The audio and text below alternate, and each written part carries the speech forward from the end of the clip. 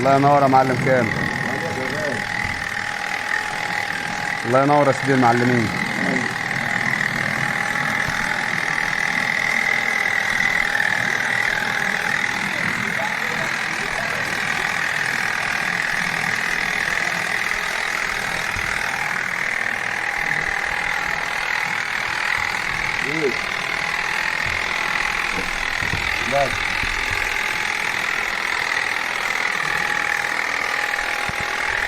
واحد هنا يا سيدي المعلمين هتنزل على النت، انت وشك حلو كده. تعالى لي والله العظيم هتنزل على النت اقسم بالله. والله العظيم ايه اللي انت عليك يا معلم كامل، وشك سمح احلى حاجه فيه.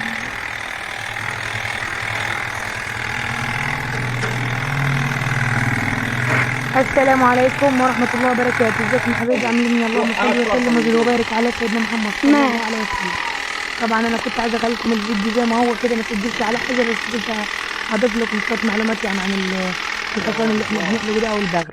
فطبعا مش حصان، ده بغل شبه الحصان بالظبط، بس الودان بتاعت الفرق بين الحمار والحصان تجيبهم جنب بعض. بص فيها تلقى الحصان ودانه كبيره اما البغل ودانه صغيره. طبعا احنا كنا في الاول بنقص الحصان ده او الحمار بمقص. الراجل كان بيجيب مقص كان بيسميه الجلم، مقص كبير كده يعني، غير المقص بتاع الضوافر والمقص اللي احنا بنقص بيه، مقص كبير كده علشان طبعا ايه يقص بيه. بس احنا زي ما انتم شايفين كده دلوقتي طلعت المكنه يعني بيجي فيه تطور شويه. فزي ما انتم شايفين كده اللي بيحلق بالمكنه والتاني واقف بيهود لو في مروحه يعني في النور جاركم تقدر تدور المروحة وتهوي الحصان علشان المكنة مع الحرارة وحرارة الجو دي ما تزحلقش وهي بتحلق زي ما الجسم يعملها يعني. فزي ما انتم شايفين كده يعني الواقف بيهوي بالفرشة دي علشان العرج وعلشان طبعا المكنة طبعا بتمشي بسرعة. وهو ايه الحصان ده مفهوش شعر كتير يعني بيحلق على طول، بيحلقوله على طول علشان بيشتغل عشان ما يعرفش يعني هو بيشتغل. لأن الشعر الكتير في الحرارة بيخلي الحصان والحمار يعرج ويبقى جاهزين. لكن لما كده أخويا يعني الحمار البغل ده بتاع أخويا فبيخلق على طول يعني بيخلي شعره يصفر.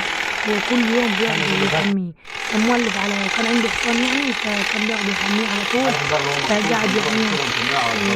زي ما انتم شايفين كده بيبقى جسمه بيلمع كده وصافح وبسم الله ما شاء الله عليه ربنا يبارك له فيه.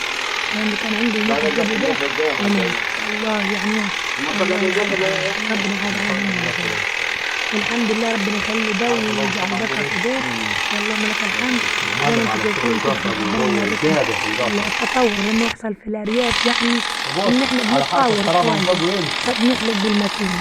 في الأول احنا التطور ده مش بنعمل دلوقتي فطلع دي شهور وسنين. بس احنا كنا بنخلق في الأول كان مدن على عيد كده أو في شيشة كان بيبقى فيها مجات وحاجة كده بيربى بيها الحصان أو الحمار علشان ما يلفش كده ويقضي. طبعا هو الحصان بيتحلق لازم تغفري له أو الحمار ممكن يبقى يعني واحد بيعض أو حاجة ممكن يعني بيغير من ساعات حاجات مش عاجبته فممكن يتعدل على الواحد ويعض. فلازم ايه الواحد يخلي الحصان أو الحمار توا مربوط ومقفرين. في ناس بتيجي بالحته اللي من ورا دي كده بتعمل له اهرامات او مثلثات او شكل يعني منظر يعني تحلق وتخلي الحته دي تبقى شكل اهرامات في الاخر اللي هي في الاخر دي. وفي ناس بتحب تحلق الديل لحد نصه والرقبه، في ناس بتحب تحلق منها حته متوسطه، في ناس بتخليها طبعا يشتغل يعني يصالح يعني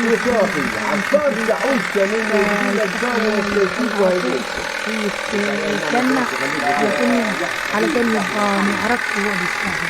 طبعا احنا بنقول الحصانية في اخر نقول لنا عبد بس هو فنقول لنا عبد معناه انه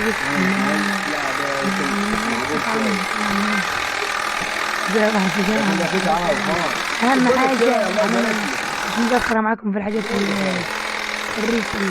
انتوا ما تبطلوش معايا في اللايك والاشتراك في القناه، ولو اول مره تشوفوا قناتي تعجبني الاشتراك في قناتي وتفعلوا زر الجرس عشان يوصلك كل جديد، وكمان حط لي لايك وتعالوا كده مني كده.